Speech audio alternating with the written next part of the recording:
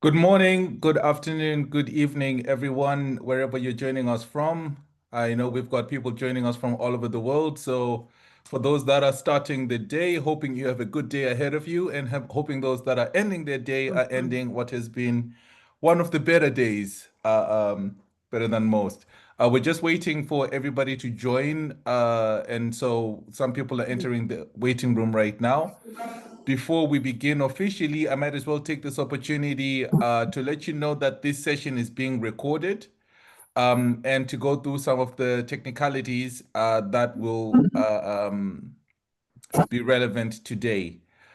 Just so you know who's speaking, my name is Sean Macheza, and I work with the Transnational Institute in Amsterdam in the Netherlands, and I will be your host and moderator for this, the fifth session of our Cities Beyond Growth course. For those that don't have English as a primary language, we do have live interpretation. You can find the interpretation in the More button on the bottom right of your Zoom interface. You go to the More button and you will find interpretation. Choose the language of your choice, and this will help you understand better. And for others, even if you are watching in English, you can find captions in the same place in the interface. Bottom right, the captions are rather accurate, and they will be live on your screen to help you better comprehend today's course. So, just some other technicalities in terms of how we're going to run the course today. We will have speakers who are going to make their presentations today. If you have questions for the speakers, please do put your questions in the chat. It will help us to gather the questions, to group them together, and also those questions that are not answered today in the live session will be approached in the Moodle forum. So if you see somebody, if somebody asks a question that you particularly like, and you say, I would really like for this question to be answered in the live session, please just indicate with an emoji, a like and upvote, so that we know to prioritize that question. And the questions that get the most reactions, of course, reach the front of the line for today's session. Later on, we're going to have breakout rooms in multiple languages. They will start 10 minutes before the end of the session, and you can stay up to 30 minutes if you'd like. Choose the one language of your choice. And if you know you only have 10 minutes, then maybe you can join the 10-minute breakout room. But of course, you can stay longer if you'd like. And the same for the 30 minutes one. You can leave earlier if you'd like, but we just decided to have that room for you to be able to have a conversation with fellow participants, share ideas, follow threads together, and find solutions.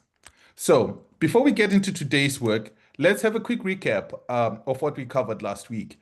So this is the fifth session. We've had already 4 sessions before. We looked at care and democracy as how they literally underpin the idea of post-growth cities. We had some great examples from France and some great examples from Italy about care and democracy in action.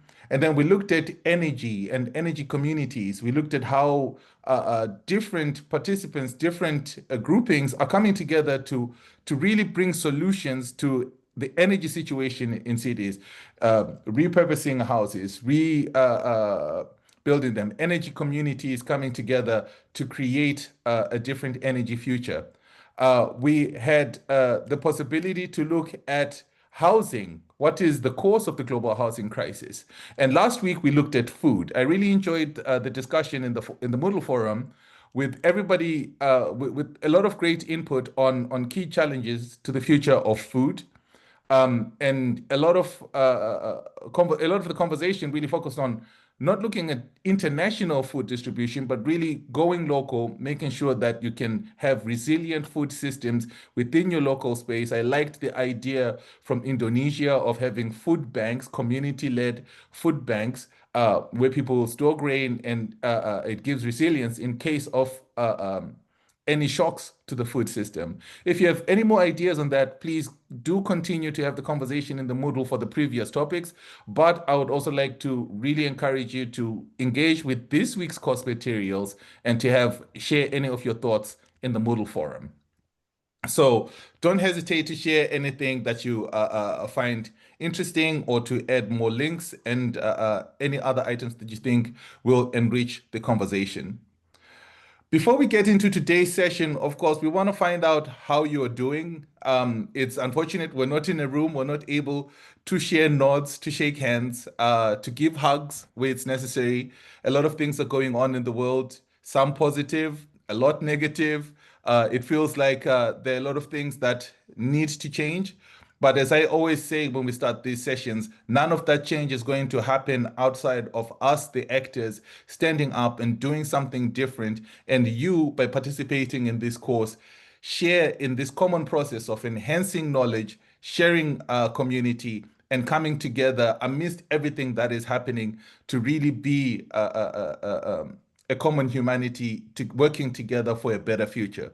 And sometimes just working on changing your city where you live is a good place to start. So tell us now, how are you coming into this space?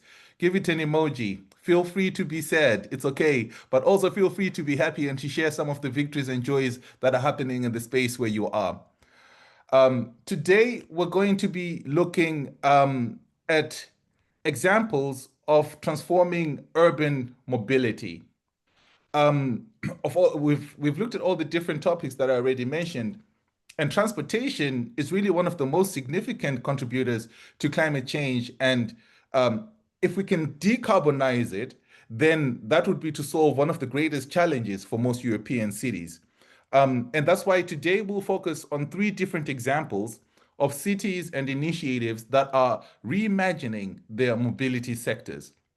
Very great lineup of speakers who are going to share some ideas with us today. We've got 3 speakers who are going to walk us through some bottom-up and top-down initiatives for transforming transportation in different cities. So we've got Herbert Tiemens, who's the Senior Policy Advisor of the City of Utrecht, and he'll present Utrecht's municipal policies to achieve sustainable urban mobility.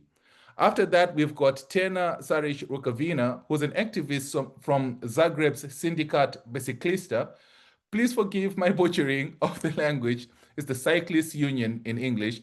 And Tena will show us how a bottom-up grassroots initiative has been transforming urban mobility development in Zagreb during the last decade or so. And then after that, we're going to have Sergi Cot Cantalosella, who is a councilor for climate action in the city of Girona. And Sergi is going to talk about how post-growth oriented policies in urban mobility in Girona are shaped and implemented after a pioneering agreement between an academic institution for post-growth studies and the municipality was launched. So amazing lineup of speakers, and we really don't have that much time, so we're going to jump right into it. I'm going to introduce our first speaker, Herbert. Herbert Tiemens is a practitioner and thought leader with over 25 years of experience in cycling policies, city planning, and urban design, with a degree in urban planning and specialization in traffic planning. So he's based in Utrecht, the Netherlands. So of course, we're going to have the best ideas about cycling and bicycling. And he works on top-level practices to share happy cities in the Netherlands and abroad. So in recent years, he's advised and collaborated with multiple cities and agencies around the world, including Copenhagen, Helsinki, Washington, D.C., Winnipeg, and multiple other places in the Netherlands. He currently works at the City of Utrecht as liaison for regional planning and international affairs.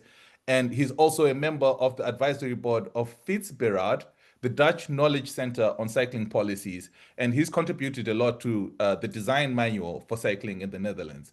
Super fascinated about your work, Herbert. I'm going to hand over the mic to you. Tell us a little bit more. Thank you so much, Sean, for this introduction.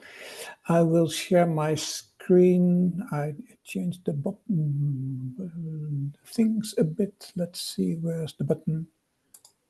Share my screen. I had the full screen. Oh, it's gone somewhere.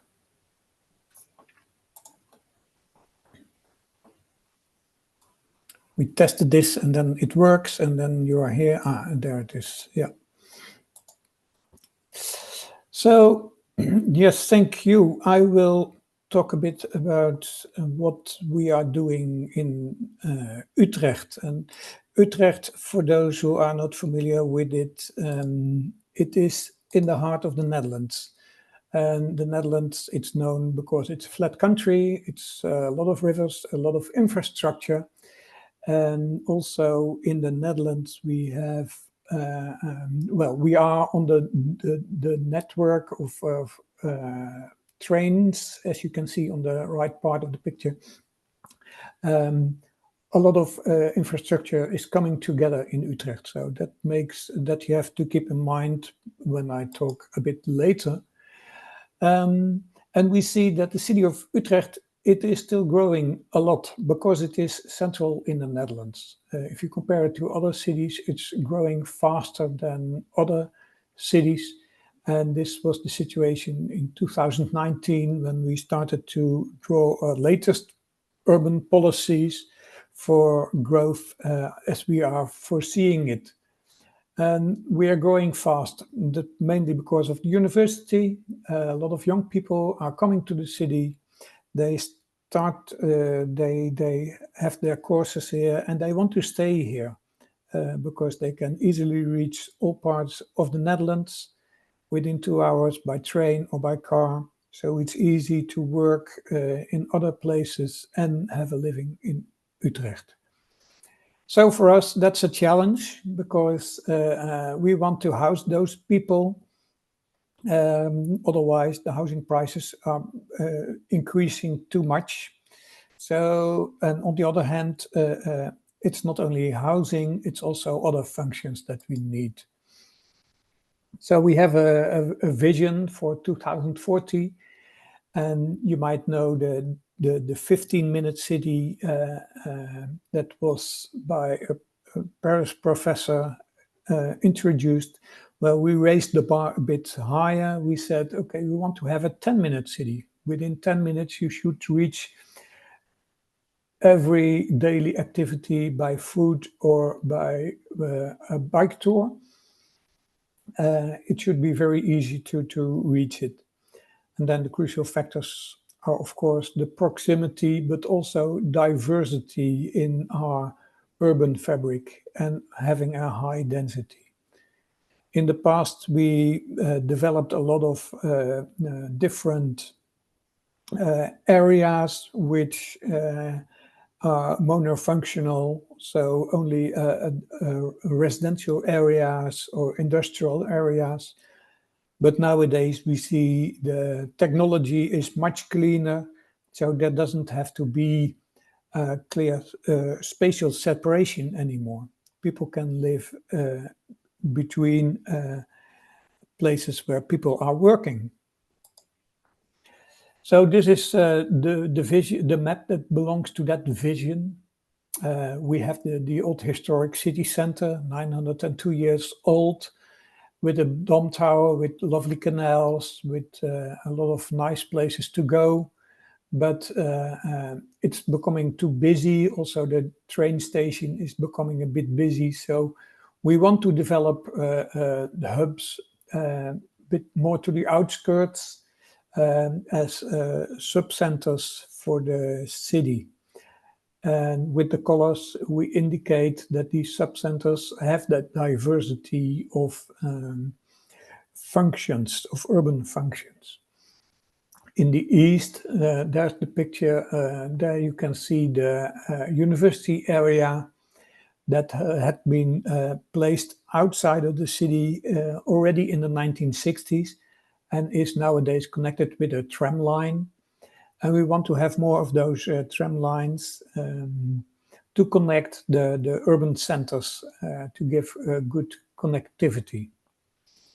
Well, this is the vision for 2040, so it's always uncertain what will be realized. On the other hand, when we look back how far we have come, 15 years ago, 25 years ago, the city already decided to become smart in our growth. The physical growth is concentrated, but we said we want to densify also the traffic system. And densifying the traffic system is only possible with walking and cycling.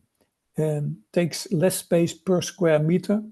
If you want to have more people transported in your streets. And also, we want to make space available for other functions than for car traffic. So we said, let's prioritize cycling. Let's connect the dots. We are known in the Netherlands for cycling, and we were already working on it. And that's really good to show in this picture.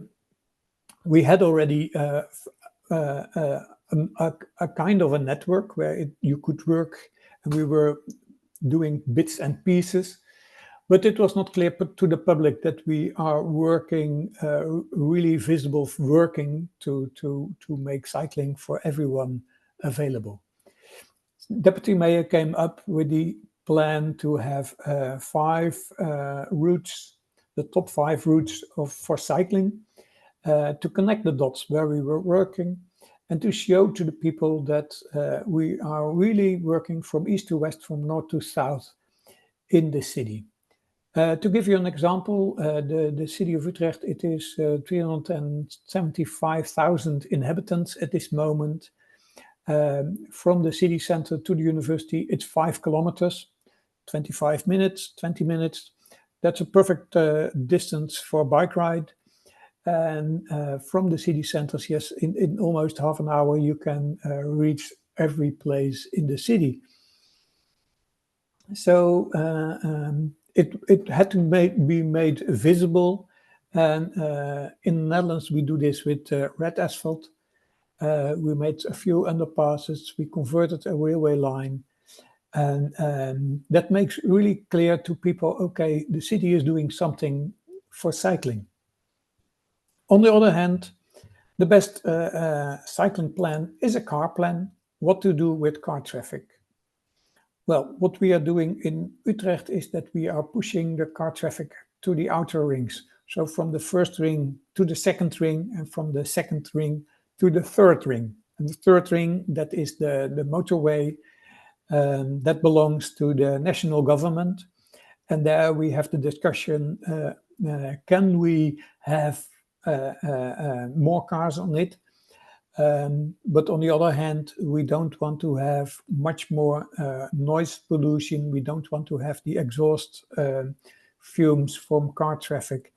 And also, we don't want to have a road widening that is always proposed by national government to ease congestion. They always have the models predicting, okay, 1 more lane will fix it. But we say, well, maybe we should become a bit smarter because we cannot accommodate all those cars. We tried it in the 1960s, 1970s. This was the result. We ended up with a motorway in the heart of the city, where the place was in the past where there was a canal before. And we started with a plan of having a motorway in the city center. But we ran out of money as city in the 1970s already, and the asphalt was laying there and a lot of concrete, and it was a pain in the ass because it was ugly. Cars were waiting in the end, and also at the beginning to go here.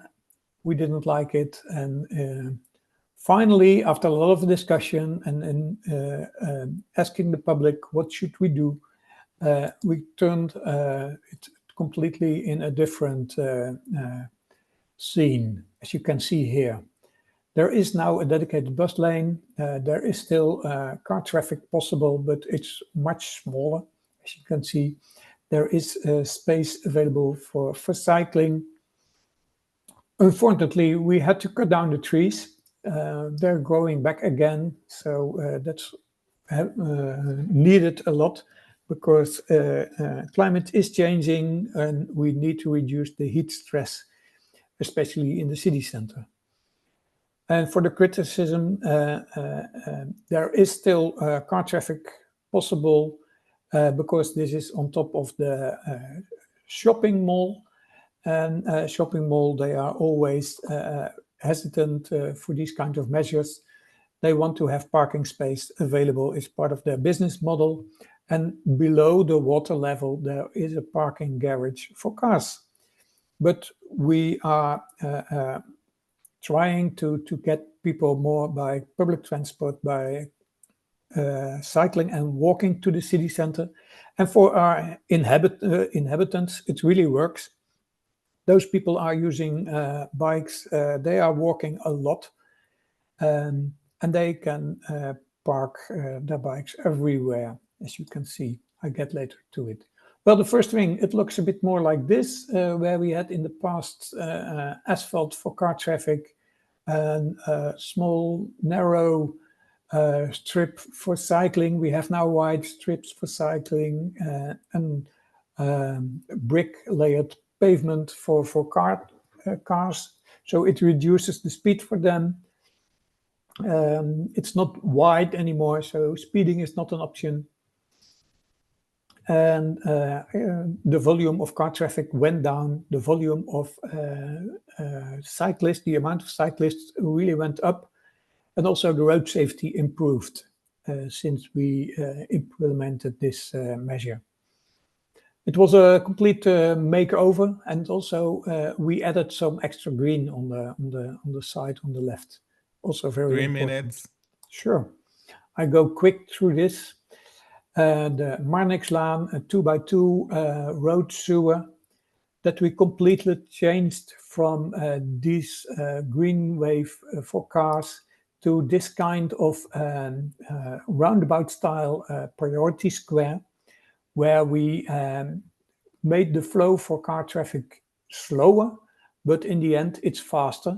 And for pedestrians, it's quicker, and cyclists, it's quicker to cross. You don't have to wait anymore.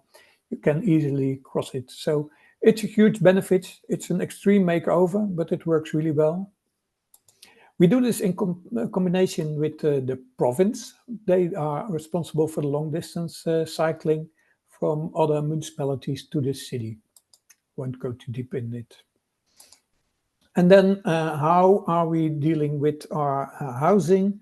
Well, this is the latest development at Merwede, where we want to have 6,000 new dwellings, and where we say, okay, we want to reduce the amount of cars that are allowed.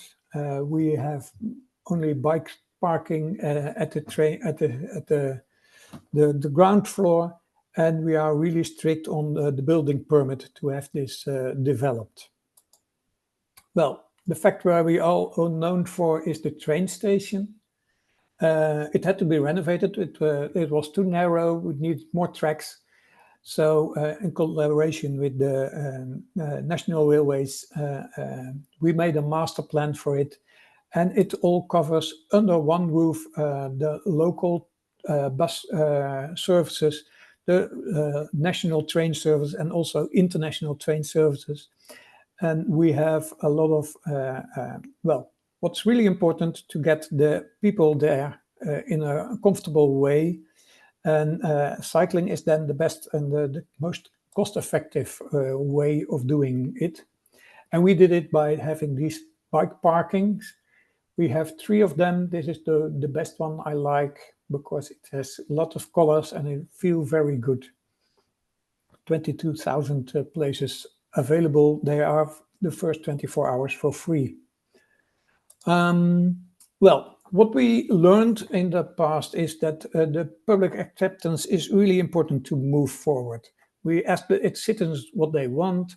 We reached out to everyone, not just publishing the papers, but we show what are the real dilemmas. We play budget games, and we try to customize also to vulnerable people. Especially important because the criticism is mostly about the vulnerable people can they still reach the places that they were used to reach? And we make people proud on what we are doing. And one great occasion was having Tour de France in Utrecht. That was the first time that we really connected people to cycling. And nowadays, every now and then, there's a piece of in the paper about how citizens are overwhelmed, or visitors are overwhelmed by the amount of people cycling in Utrecht. So this was a paper last month where Germans are amazed about people cycling in Utrecht. They cannot comprehend what's happening. Well, some lessons learned is that we have a gradual change. We try to change it not overnight, but do step by step, and then in 25 years, yeah, you go really far. The sticks and carrots, it's really important not only to provide cycling infrastructure, but to also something against car traffic and count the uncounted. That's the most important thing. If you don't count pedestrians, you don't count cyclists. Yeah, they are not visible. So make the silent minority visible in the streets. That's something that we learned, and I hope it's inspiring for you. I will stop sharing my screen and let's see how it works. Yes. Awesome. Good. Thank you so much, Herbert. Really, really fascinating presentation. And as somebody who's benefited from your work, it's great to have an inside look at the thinking behind all these different initiatives to make the city much more pleasant to bike through. And I'm sure this is shared across the Netherlands. And thank you so much for that. I'd like to invite our second guest speaker already, Tena, to take the floor and tell us a little more about her experiences in Zagreb in Croatia. So a bit more about Tena. Tena is an anthropologist and sociologist from Zagreb. After working for a research institute for 8 years, she volunteered at Sindikat Biciklista, the Cyclists Union, and in 2015 permanently shifted to advocacy. So she's been the Secretary General for the Cyclists Union and has been advocating for sustainable urban mobility and urban health in Croatia and the CEE region since 2011. So Tena coordinates the organization's projects, activities, and public relations. And we're going to find out a little bit more about that now in Tena's presentation. Tena, over to you. Thank you. Just a second.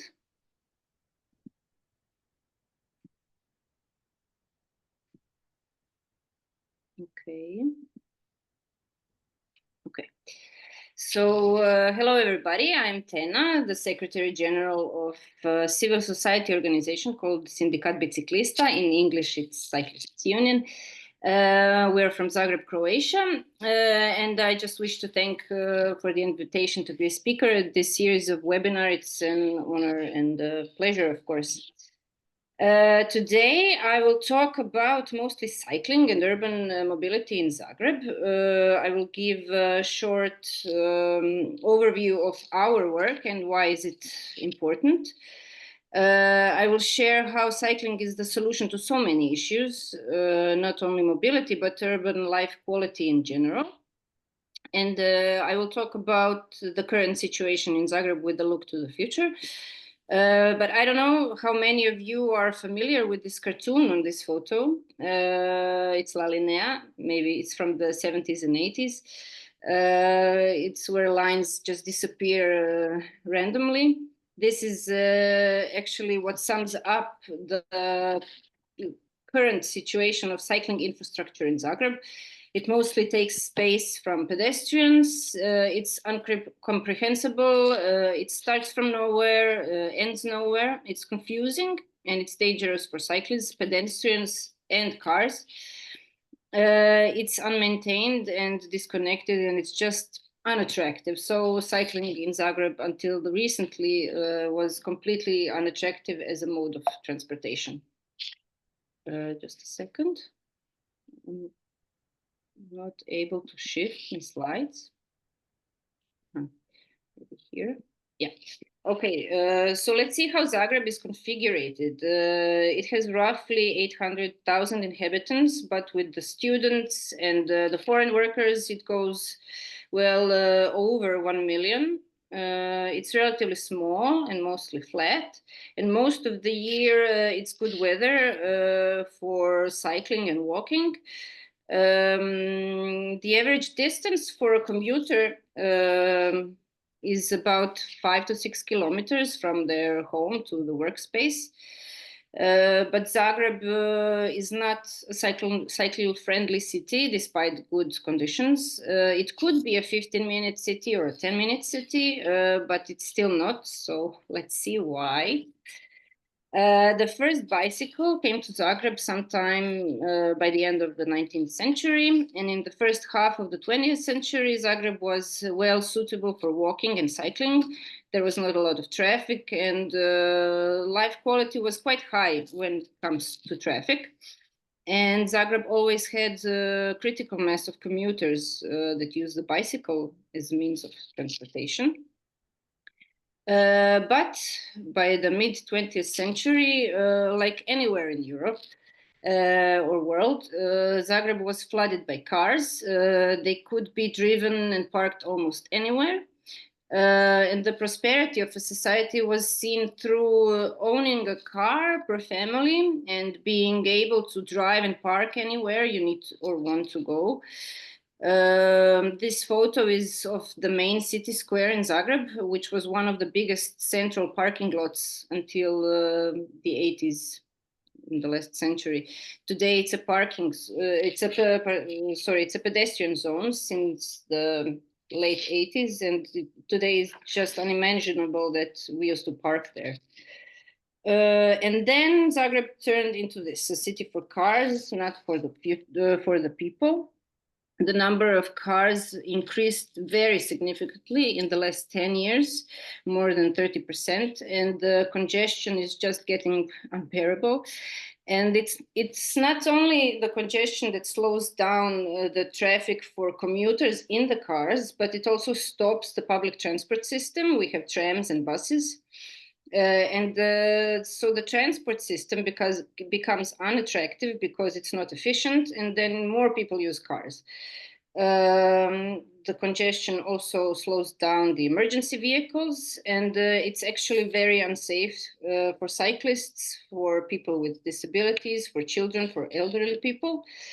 And this is because for decades, the traffic planners and traffic engineers served the motorized vehicles. So they served the car. And they defined traffic as only as a flow of cars. So it was thought that widening the space for cars, building one more lane, would solve the congestion problems.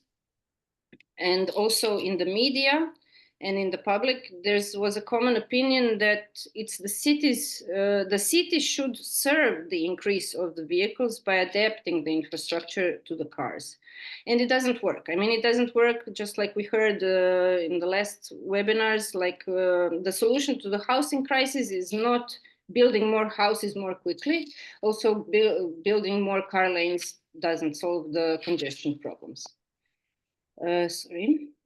So if you look at the distribution of public traffic space in Zagreb, it's mostly designated for cars, whether in motion or parked cars. And then what's left is given to pedestrians, which is then also narrowed to give space to cyclists, which then leads to pedestrian-cyclist collisions.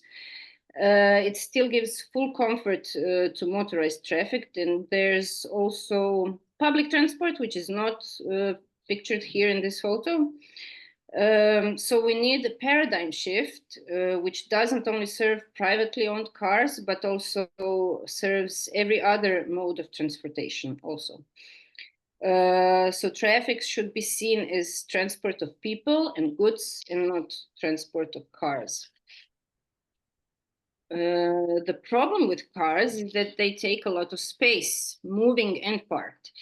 Also in Zagreb, big problem is that on average, there's only one person in the car commuting for these 5 or 6 kilometers.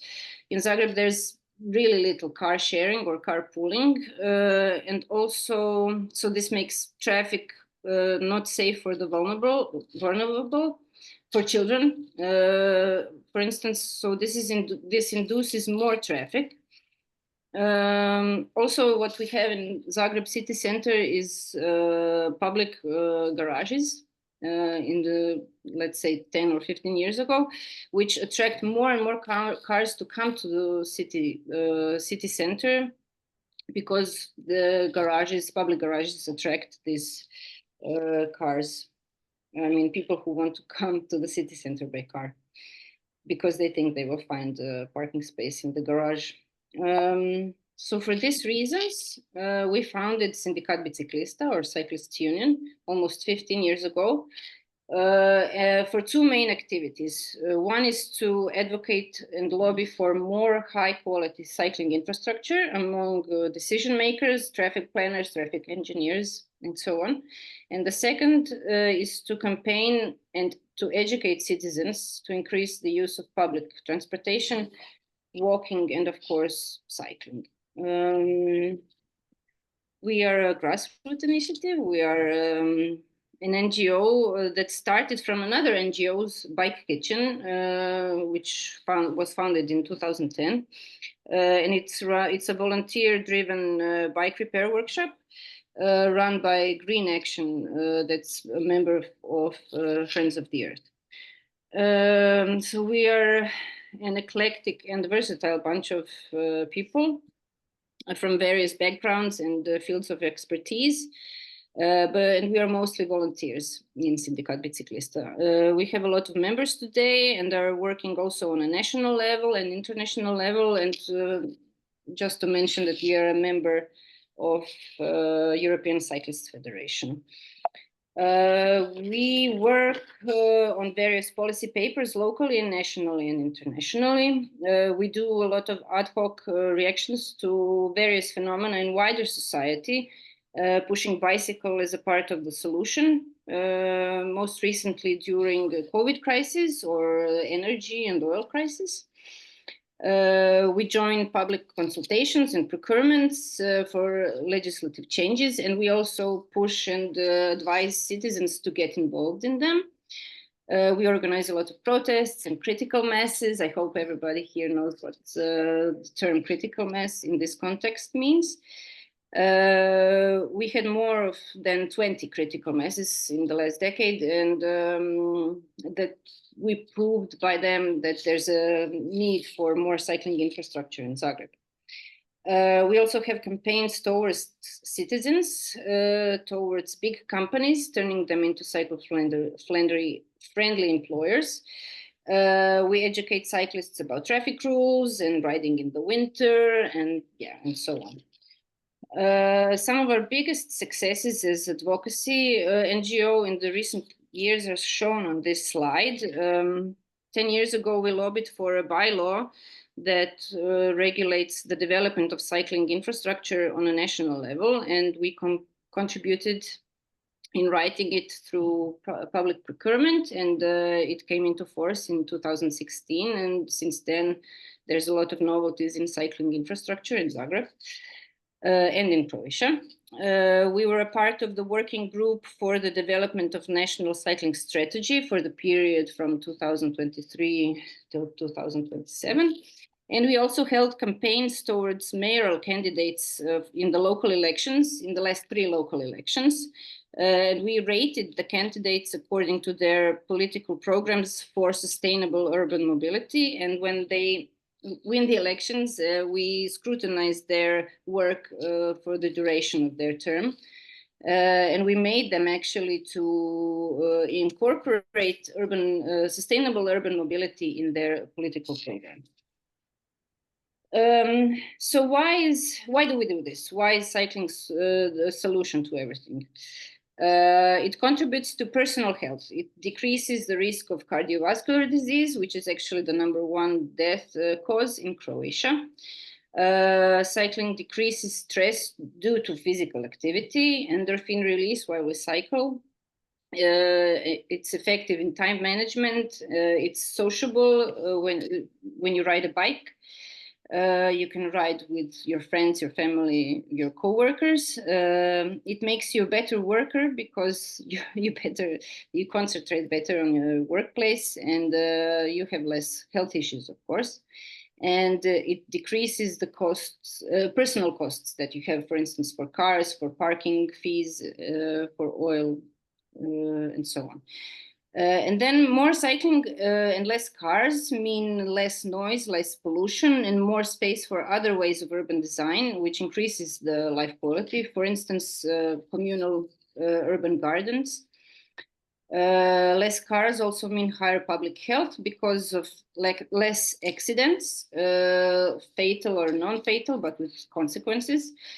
So there's less pressure to the health system, to the public health system, along with the increased personal health.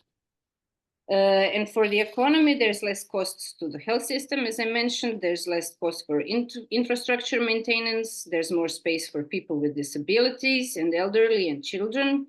There's more space for public transport, more housing, healthier housing, pedestrian zones, increase the quality of real estate.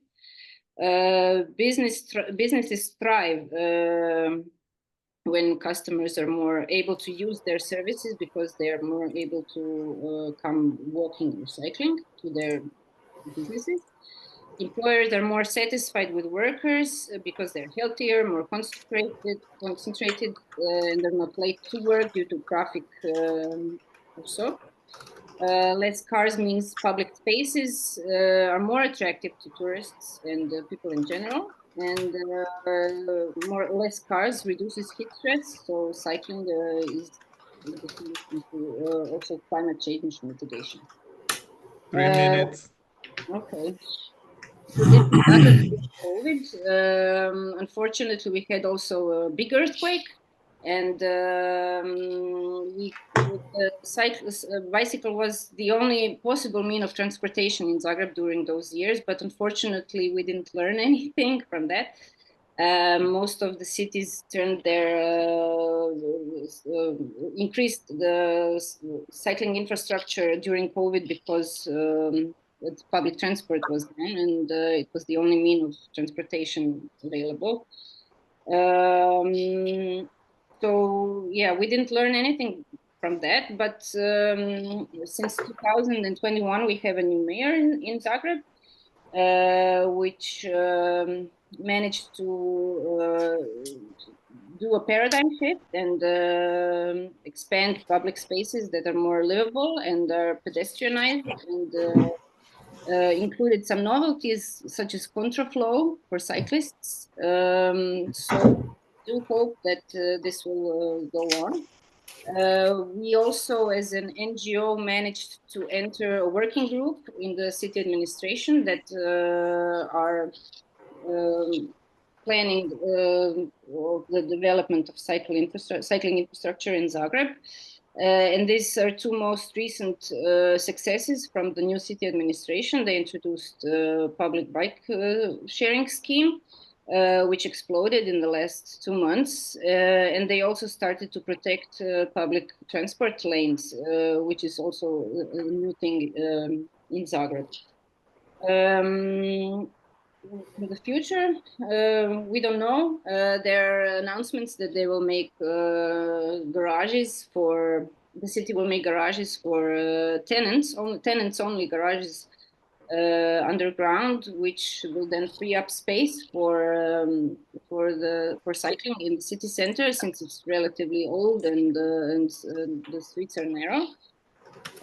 So yeah, there's still a lot of money being allocated to building one more lane for cars in the wider city area, but we do hope that some budgeting will be different in the near future. So what are the takeaways from this?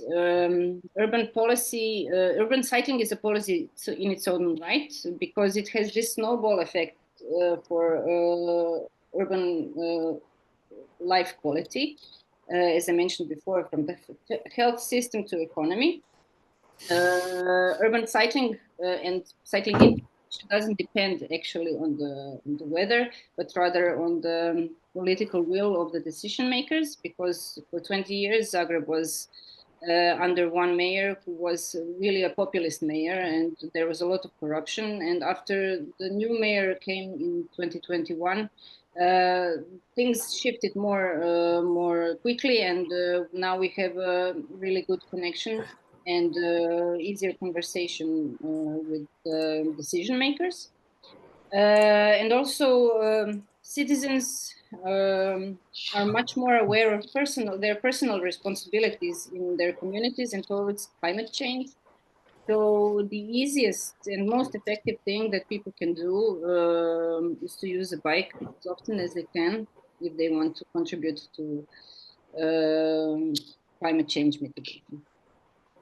So yes, this is it. Thank you very much for your time. And this is my contact. If anybody needs, take a screenshot and look us up on social media. We're on every social network. So yeah, hope to talk to you. Awesome. Thank you so much, Tena. Really great to see what can happen if people actually come together and change their living space from the bottom up. It doesn't necessarily always have to be from a top-down city planning perspective, but you can actually achieve change from coming together.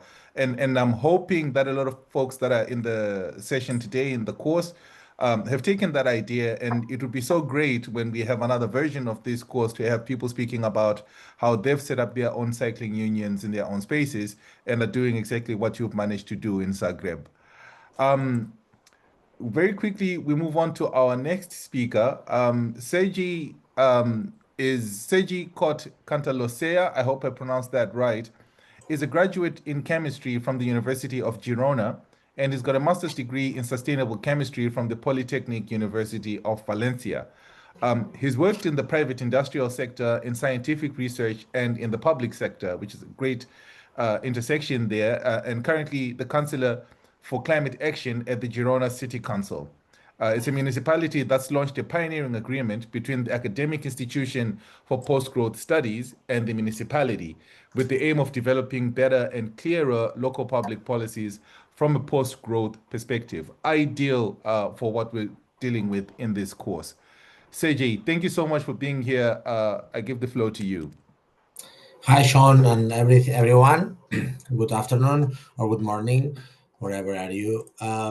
So I will share my screen.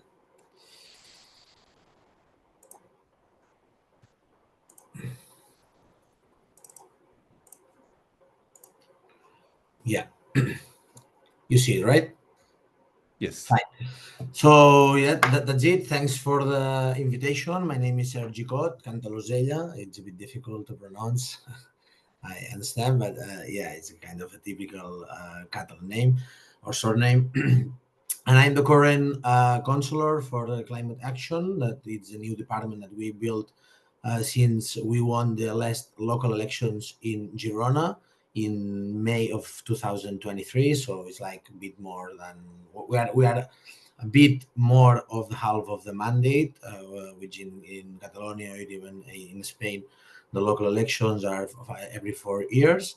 And I will explain you quickly some mobility strategies or policies related on what we are trying to develop and developing also since the 2023 all around the urban area of Girona. I don't know if some of you have ever been to Girona or not, but I will explain quickly to locate you. But then, as you said, I think that taking the advantage of this of this chance, because I guess that you are, it could be interesting for you all from the academia or the institutions or even the activism.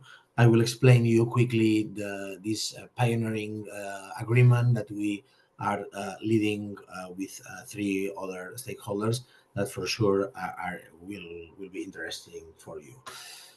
So Girona, just quickly, Girona is a city between Barcelona and the French border in Catalonia, in the northeast of Spain.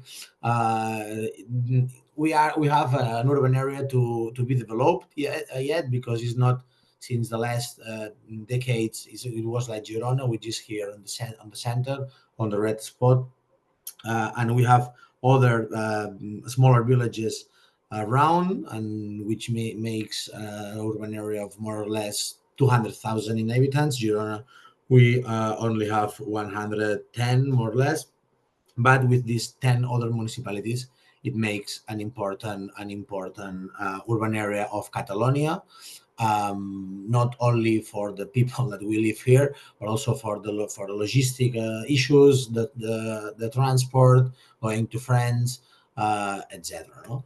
So this is more or less the location of of Girona, or like quick information. And now I will explain you a bit more about this agreement that was signed on April 2024. So more or less after 9 months of talking, meeting, and discussing among us. And at the end, we make this agreement that can be represented into this kind of strange scam. Sorry about that. But is more or less to make it clear. Sorry, I lost the... Well, doesn't matter. Now, yeah. So we are for length agreement, which among the Girona's municipality, which is here on the bottom, and then on the top there is DM, which means Dark Matter Labs, which is an international consultancy. Let's say it's a company without like a non-profitable company. And then these other two green squared ones are the academia institutions. Both are from Catalonia. From on the left, which there is R&D, research and growth, are ICTA, that are located in the Autonomous University of Barcelona. And then on the right, that there is Lekia from the University of Girona, which is a specific research group of environmental issues, and they both play this role of the academia and trying to develop or trying to exchange their interest into this big main objective that can be answered with a question that is what we have between the academia and local institutions. In this case, a medium-sized Spain city like Girona, and how can we contribute each other to face the challenges? No, so I think this question is very important, and this is more or less how we have it organized, and how we work all together. So these four main objectives of the agreement could be summarized into these four, which the first one is like pedagogy, awareness, education of the growth and post-growth, etc. And also what is not, which is even more important than trying to explain what is. Then another big and important objective of international networking and making, like, to inspire other people, or of course get inspired. And at the end is more or less what we are doing. I mean, now, for example, participating into this course, Cities Beyond Growth, which is another it's another smaller, but at the end is also another action of networking from us that we really appreciate. So it's more or less doing by doing, step by step, and trying to take advantage of the all opportunities to spread the idea of this agreement, trying to develop it like somewhere else, or all other places that could be interested, because it's an important thing. Another objective is more or less a kind of what we call material actions, or a big project between brackets, because it's like big for Girona or even the urban area. But the most important thing of this objective is that after a few months of discussing against us and with all the other stakeholders of the surround, etc. We choose a project related into the food waste as the food waste is something very, very important in Catalonia, but also in Spain. But I guess it's worldwide. More or less 1/3 of the total percentage of the food it's being waste in some point of the chain. So trying to join the food waste and trying to develop with many stakeholders, like people from restaurants, shops, etc. But also trying to put the sovereignty concept into that. So it's a project that we are just working, and we will launch soon. And then another one, which is more or less more specific for the academy, for both R&D, research and growth, and Lechia, that they are doing their researches and their interests or their specific actions on their relevant academic interests that then they will publish in the future. Then just quickly, the launch of the agreement was very impacted. I mean, in the media, several media or impacts at the end of media, either local, international, or national level somehow.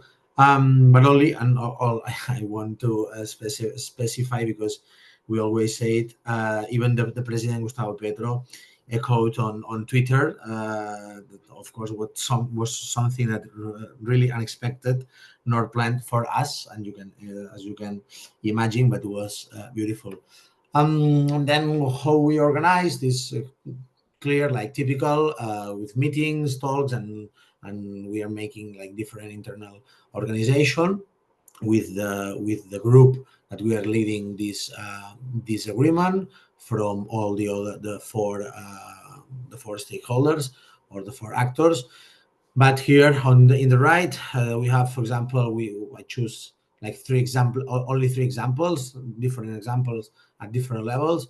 For example, in the bottom was the Greenpeace international crew that was taking advantage of they were in Madrid and in Barcelona for their internal issues or work.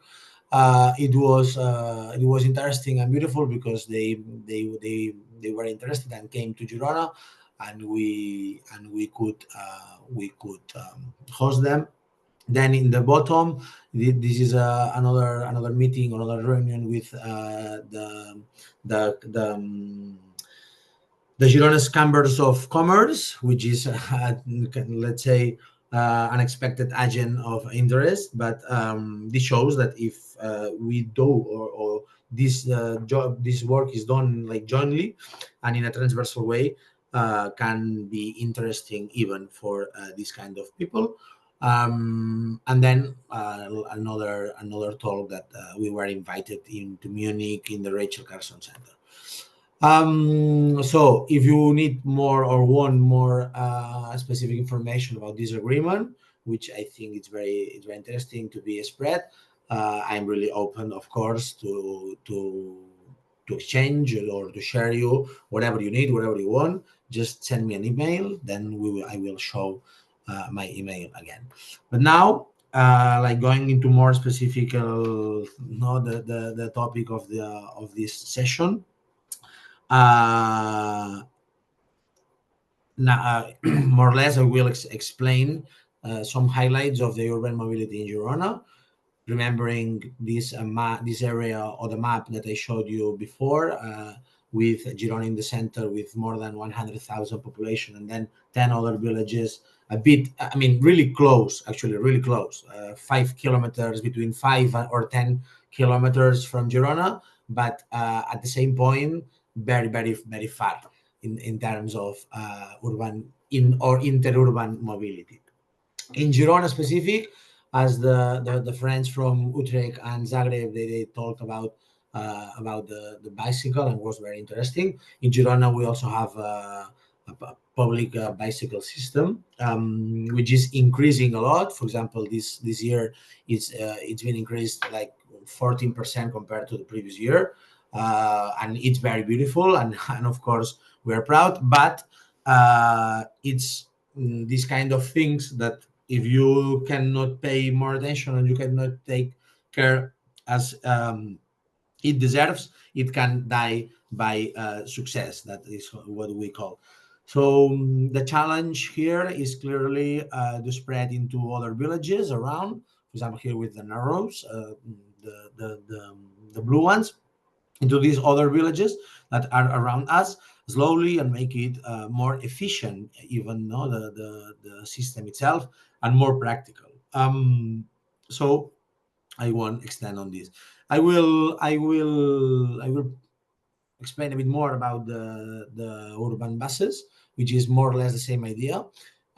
Inside Girona, they work well. We have 13 lines, but there is an important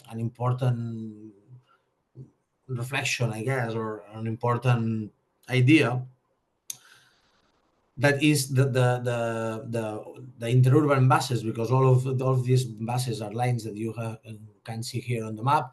They go into these other villages around the city. But for example, I grow up in one of these villages, and is what I said in the beginning, or like before. These villages, we are very close to the city, but at the same time very far, because in my city, in my village, which is one like in the south of the map, for example, people, they don't use it, the bus, because it's every 1 hour. So at the end, it makes this stupid idea of my village is 5 kilometers of Girona, so the place where I need to go to work, or to wherever, like to the cinema, to wherever, and then it's not practical for me, because every hour it's something stupid, and then I prefer to take the car. This idea, which is absolutely spread into all the population of these villages, which what we are trying to break now, trying to put more, not only more frequencies, which is very easy and obvious, but also trying to connect more and better the bus lines, trying to make it more efficient at the end, because it goes directly on this cultural change of the people and your need. Then another thing important, I guess, to remark in Girona, because it's this low emission zone that we just started in September.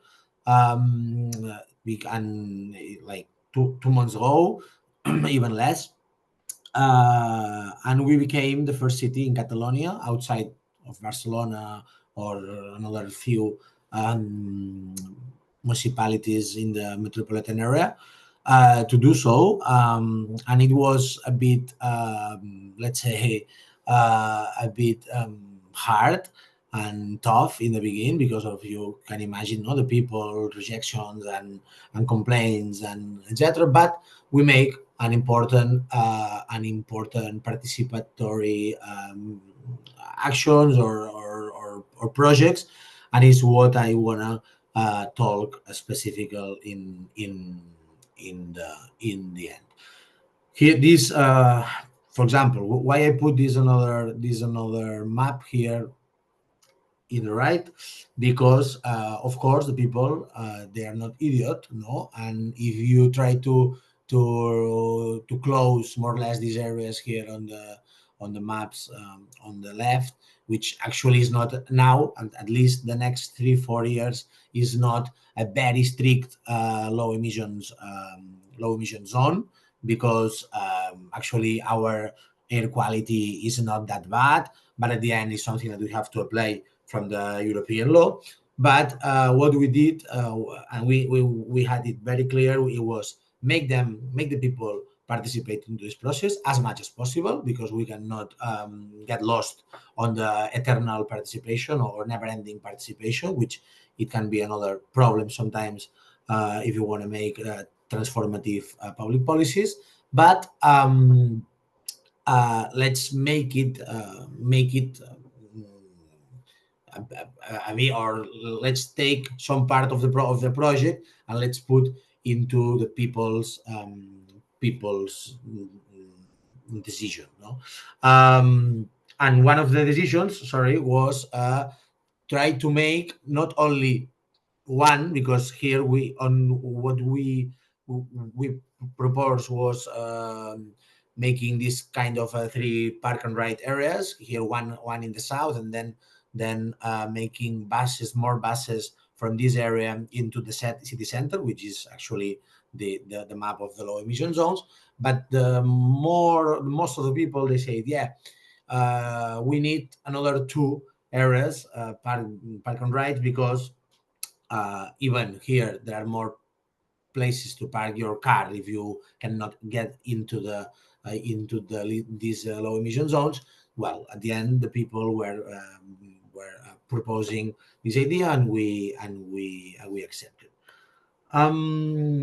Then another thing that we had on our political program, let's say, and we are applying in Girona, is this traffic calming streets around the schools. We started from these 3 first examples, 3 schools in 3 different neighborhoods. Actually, 2 of them are, we could say, poor neighborhoods or poor areas of the city, and another one is another medium class or richer area of the city, trying to break this idea of let's make it some political policies for the rich or the poor people, but also let's make it for everyone at the same time, trying to avoid this kind of concept that we could assume as green gentrification, in this case of let's have more health or healthier schools and school surrounds, and then this gentrification that can be behind it. So these 3 examples were very interesting. The people is very proud of this, because, and the children actually, as you can see, this is like a mandatory cut, let's say, because we need to invest. This was like the first day. Nowadays, it was a few months ago, but now it's a bit different. It's not with this yellow things, but it's much beautiful. But the idea is very, very, very positive for everyone that either goes to this school or lives around. And then the last one is another important thing that we are realizing now here in Girona. Please be quick, Sergi. Yeah, couple of minutes, 1 minute.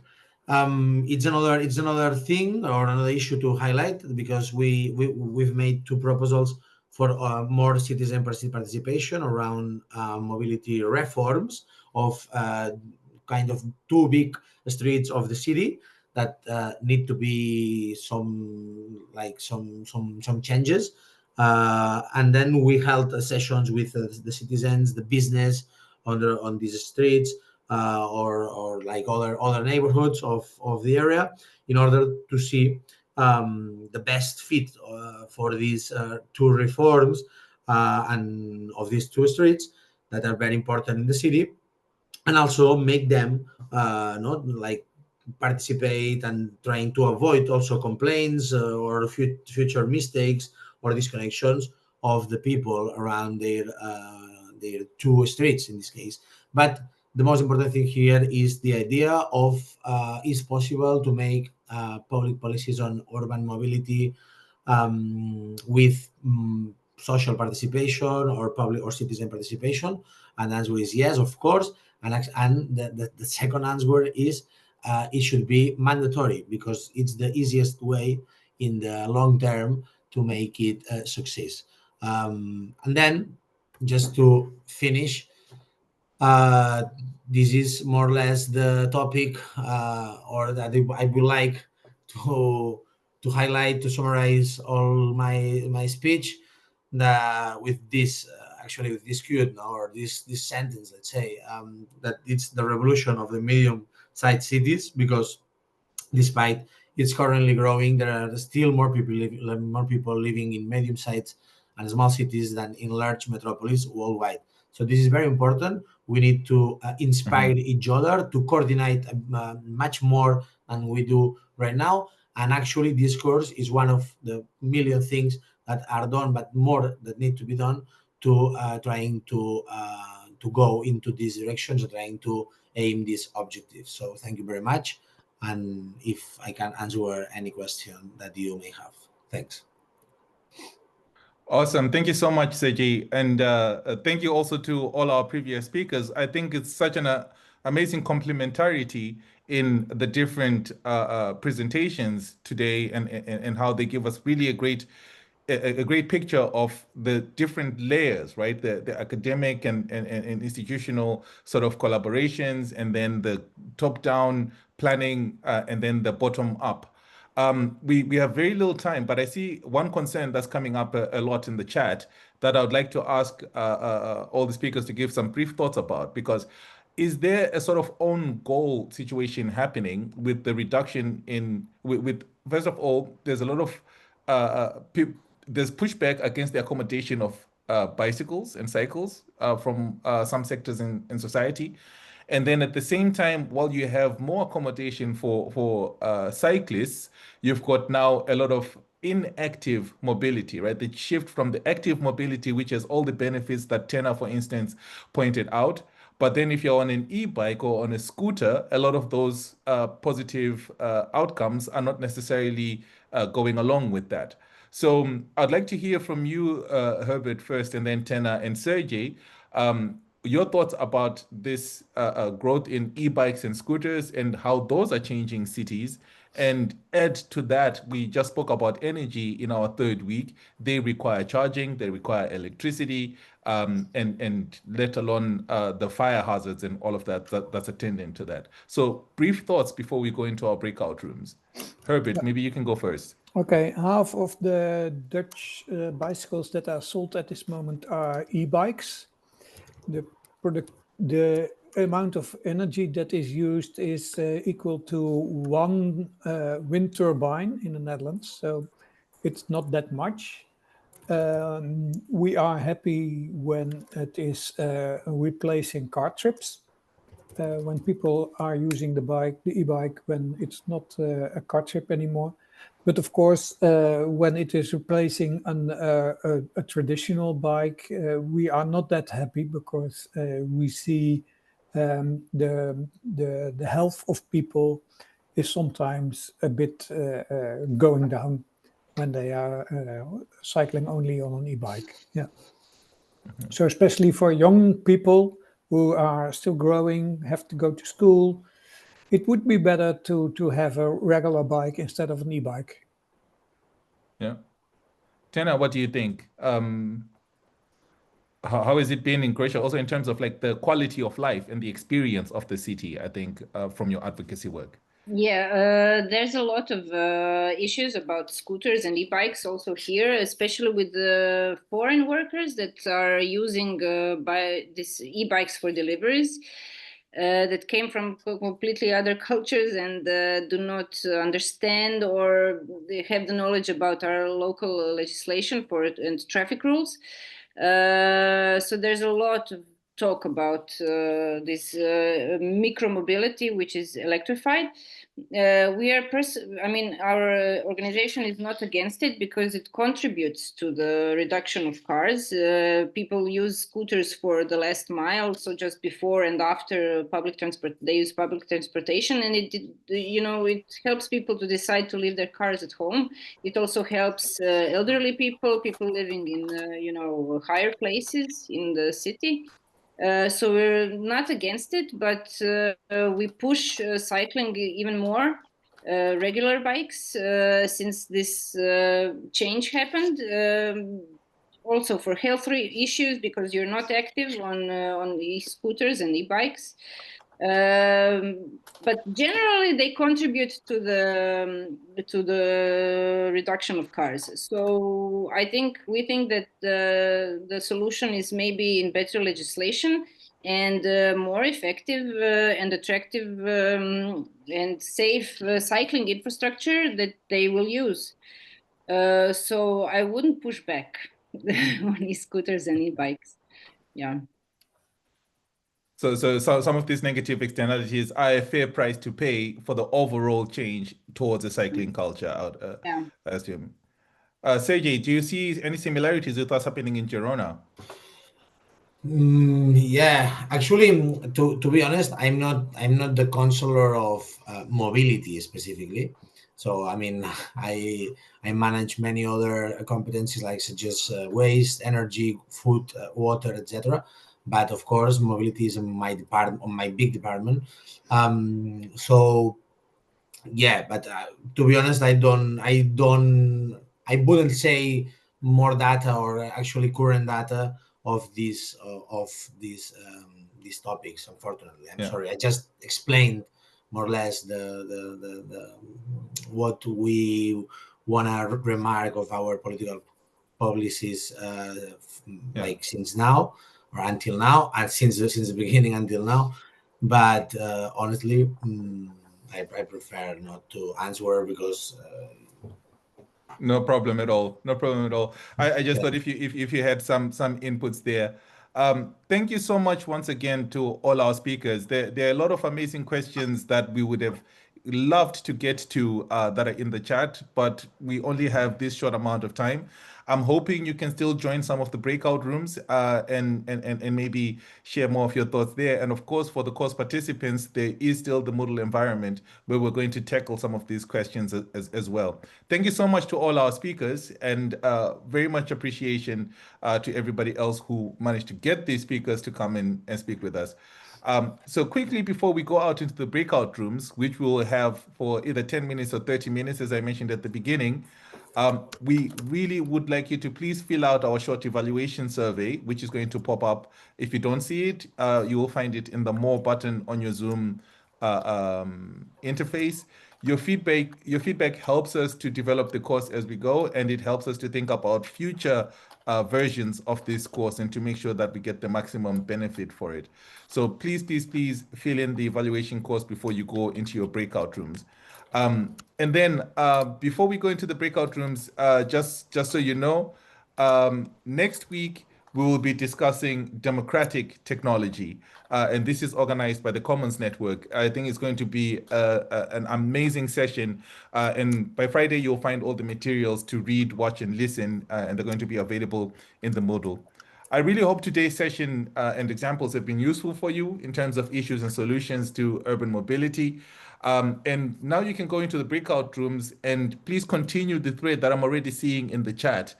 Share experiences, insights, suggestions. What are post-growth solutions for transforming transportation in all our cities? The breakout rooms are divided by language, so you can find the language that's most comfortable for you.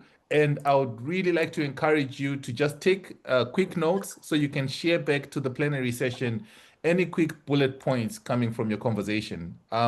Just to kick off the conversation, just please discuss examples that are relevant for your own context. And then which policies or practices have you seen of low carbon urban mobility, and which would you propose from those that you have seen? If none, think up new ones and please share them back with us. Thank you so much to everyone. Thank you for the organizers of today's course. And all the people in the background who you don't get to see, but who have put in a lot of amazing work in putting together this course. I hope the conversation is bubbling in the breakout rooms, and looking forward to hearing all the amazing ideas that folks are going to discuss. Much appreciated, and see you soon. Bye. Thank you very much. Okay, yes. Cheers. Bye. Bye-bye. So the breakout rooms should be open now. If you can't see them on the More button, you have breakout rooms.